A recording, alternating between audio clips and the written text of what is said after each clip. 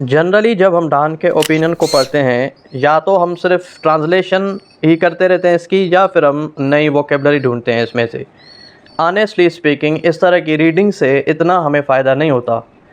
कैसे पढ़ना है ओपिनियन को, इन दोनों टेक्निक्स के अलावा एक और टेक्निक मैं आपके साथ शेयर कर रहा हूँ इस वीडियो में, जिसमें आपको कंटेंट, आइडिया और नॉलेज जो राइटर शेयर कर रहा होता है उसको जज करने और उसको समझने की आपको एक हिंट मिल जाएगी। ओपिनियन को डिस्कस करने से पहले थोड़ा सा एक और बात पे डिस्कस कर लेते हैं जो कि हर ओपिनियन में पाई जाती है। कुछ डान के ओपिनियंस में बीच में बड़े बड़े मोटे लेटर्स के साथ एक सेंटेंस होता है, जैसे आप देख रहे हैं, और कुछ डान के ओपिनियंस में टॉपिक के नीचे एक सेंटेंस होता है, एक ही सेंटेंस होता है, जैसे आप इनमें देख सकते हैं। तो इन दोनों सेंटेंसेस का मकसद एक ही है और वो ये है कि राइटर इस टॉपिक पे किस डायरेक्शन या स्टांस में लिखेगा। तो ये तो एक तरह का थीसिस स्टेटमेंट ही होता है राइटिंग में, यानी एक ब्रॉड स्पेक्ट्रम आइडिया है और नीचे जितने भी पैराग्राफ्स होंगे वो सब आइडियाज़ पे मुश्तमिल होंगे। यानी अब एक सेंटेंस सेंटर में है या फिर at the below the title है, उन दोनों का मकसद है कि एक ब्रॉड स्पेक्ट्रम आइडिया प्रोवाइड करना।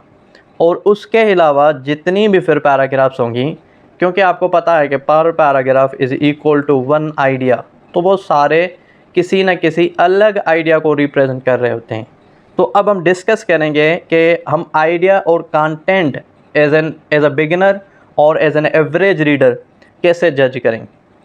जैसे एक पैराग्राफ है यहाँ पे, the debate over whether or not Pakistan should trade with India has resurfaced in recent weeks, prompted in part by the poor health of the economy as well as the recent suggestions that Pakistan hasn't quite been able to fully achieve its objectives with the Kashmir dispute by downgrading relations with India। अब एक paragraph है, writing का आप अंदाज़ा लगा सकते हैं कि इस एक ही पैराग्राफ में एक ही सेंटेंस है। जर्नलिज्म की राइटिंग है तो हम इसको इतना एकेडमिकली राइटिंग की तरह तो एनालाइज नहीं करेंगे, क्योंकि एक पैराग्राफ में एकेडमिक राइटिंग में सपोर्टिंग डिटेल सेंटेंसेस भी होते हैं, कंक्लूडिंग सेंटेंस भी होता है along with the idea, the topic sentence. But इसमें अब हम अगर इसको थोड़ा सा ट्रांसलेशन के साथ रिपीट करें तो हमने क्या देखा कि कह रहा है कि एक डिबेट हो रही है इन वीक्स में कि पाकिस्तान को इंडिया के साथ ट्रेड करना चाहिए या नहीं।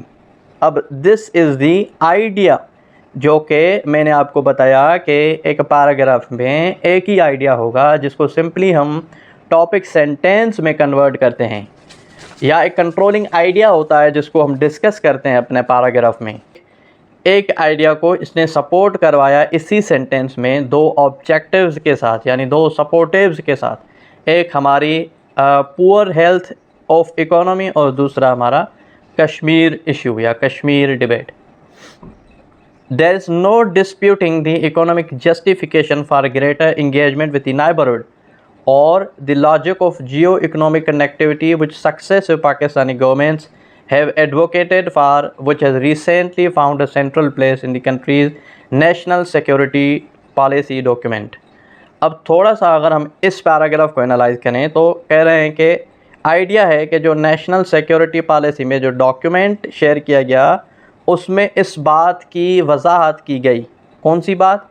कि हमारा इंडिया के साथ कोई इकोनॉमिकल पर्सपेक्टिव के साथ कोई डिस्प्यूट नहीं है और ना ही हमारा जियो इकोनॉमिक कनेक्टिविटी के ऊपर इंडिया के साथ हमारा झगड़ा है। वो के आप देख सकते हैं, खुद प्रॉम्प्टेड है या सक्सेसिव है, नाइबरहुड है, अचीव है, कोई और डाउनग्रेडिंग है, कुछ और वर्ड आपको नया लगे इसमें से तो आप नोट कर सकते हैं।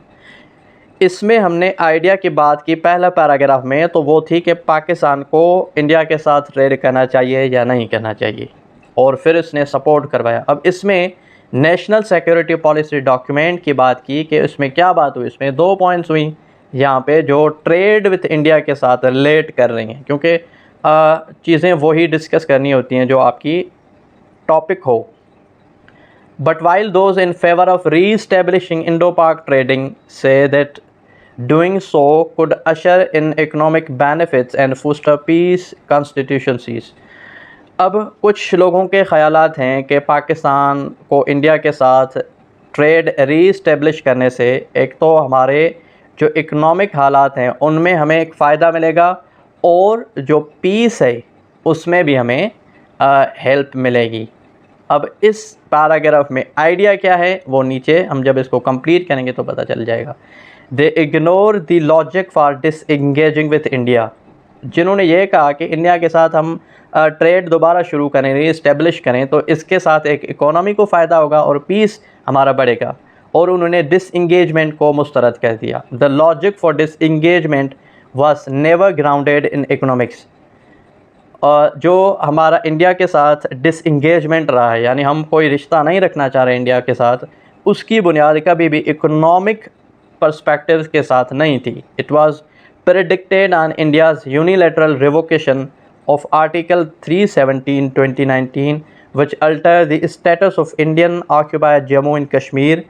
अब क्या है कि जो हमारा इंडिया के साथ रिलेशन ख़त्म हुआ या यूनिलैटरल रिलेशन अब रहा है जो, वो इस वजह से हुआ, इस बुनियाद पे हुआ कि इंडिया ने जो आर्टिकल 370 लागू किया जम्मू एंड कश्मीर के ऊपर, उस जम्मू एंड कश्मीर के ऊपर जो इंडिया की बाउंड्रीज़ में आता है।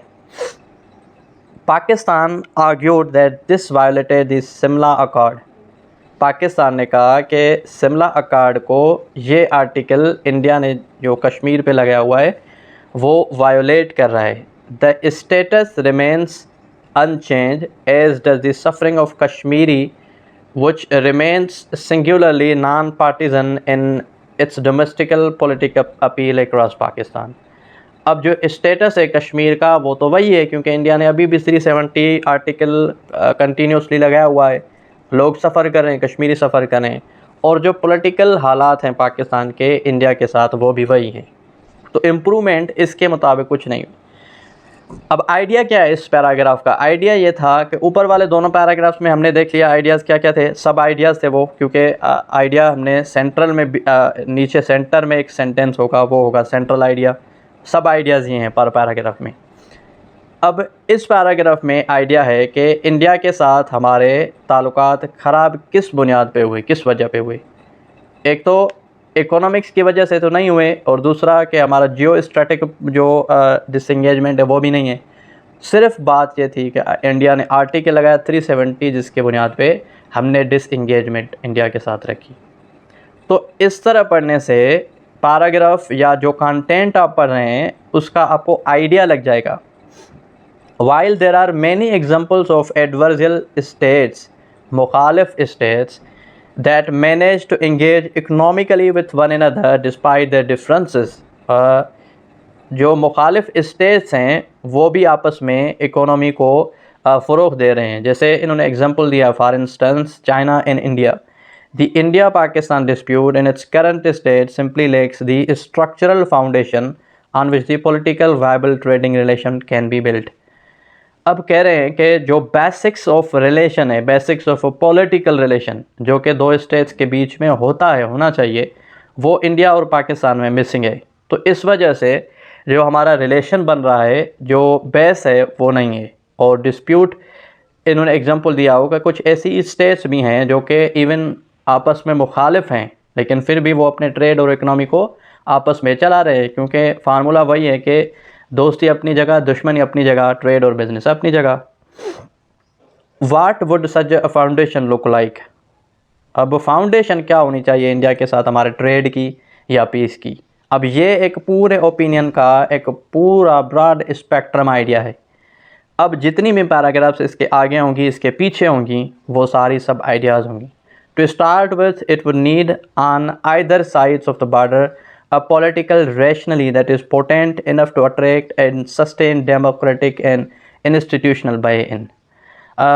सबसे पहले अगर इंडिया के साथ इकोनॉमिक या ट्रेड को फ़रोग़ देना है तो हमें इंडिया और पाकिस्तान ने दोनों ने एक बॉर्डर के दोनों साइड, दोनों अतराफ एक पोटेंशियल होना चाहिए, एक फोर्स होना चाहिए जो मेंटेन करे, सस्टेन करे, अट्रैक्ट करे बाय इन्स को, यानी जो चीज़ें इंडिया से पाकिस्तान जाएं या पाकिस्तान से इंडिया जाएं।